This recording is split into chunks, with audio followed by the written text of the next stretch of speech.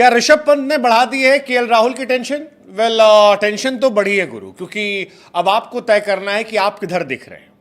उस केएल राहुल की तरफ जो आते हैं, ठहरते हैं, रन बनाते हैं 111 बॉल पे 37 रन, या उस ऋषभ पंत पर जो इंटेंट दिखाते हैं 47 बॉल 61 रन। दलीप ट्रॉफी का match, red ball cricket, Rishabh Pant 21 महीने बाद वापसी, और चर्चा जबरदस्त तरीके से चल रही है।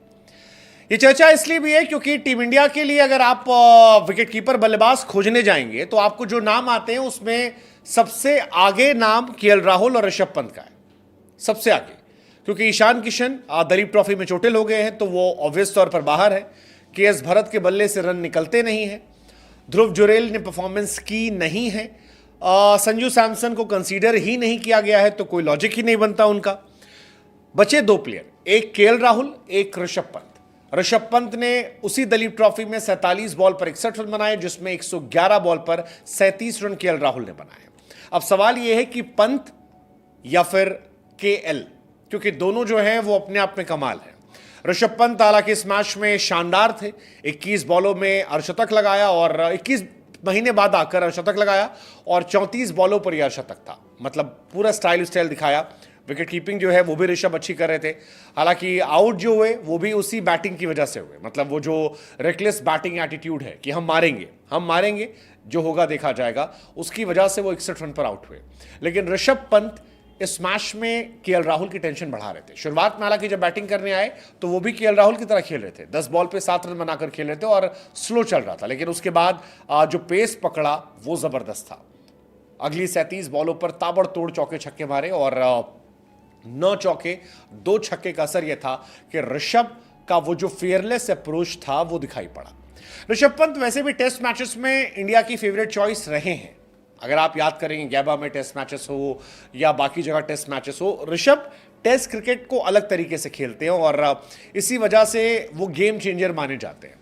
अब सवाल ये उठ रहा है कि क्या जो ये मैच था इसमें केएल राहुल के सामने ऋषभ पंत की बल्लेबाजी ज़्यादा बेहतर थी? क्या ऋषभ पंत ने इस आतिशबाजी से ये मेक श्योर किया कि केएल राहुल जो है वो टेस्ट सीरीज में बेंच पर बैठेंगे?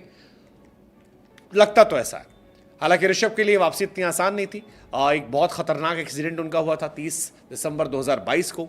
उसके बाद तकरीबन 15 महीने तक वो क्रिकेट से बाहर थे। फिर एक शानदार कमबैक जो था वो आईपीएल में किया। Most run scorer for DC IPL 2024 में रहे। Highest run scorer versus Pakistan in T20 world cup 2024 में रहे। और अब यहां पर जब उनकी वापसी हो रही है फर्स्ट क्लास मैच 21 महीने के बाद, तो 47 पर 61 मारा। ऋषभ पंत टेस्ट क्रिकेट में तो मैं उनको मानता हूं कि वो इंडिया के फेवरेट विकेट कीपर होने चाहिए। कई बार T20 में क्वेश्चंस होते हैं, बट टेस्ट में उनका कोई सानी नहीं है। टेस्ट क्रिकेट में उनकी जो परफॉर्मेंस है, जो बैटिंग है, एबिलिटी है, वो अगर आप उठाकर देखेंगे तो आपको बाकी फॉर्मेट में अलग नजर आती है। और यही है कि ऋषभ पंत सरप्राइज लेकर आते हैं। वो T20 टेस्ट में खेलते हैं। It's good for Indian future. लेकिन क्या ये केएल राहुल की परेशानी को बढ़ाएगा? क्योंकि इंडिया को इस साल 10 मैचेस खेलने, जो बांग्लादेश सीरीज से स्टार्ट हो जाएंगे, और इंडिया का स्क्वाड जो है वो अनाउंस होने वाला है। ऐसे में विकेटकीपर बल्लेबाज के तौर पर क्या इनका नाम आएगा, देखने वाली बात है। केएल राहुल यहाँ पर मौजूद है, देखा जाएगा।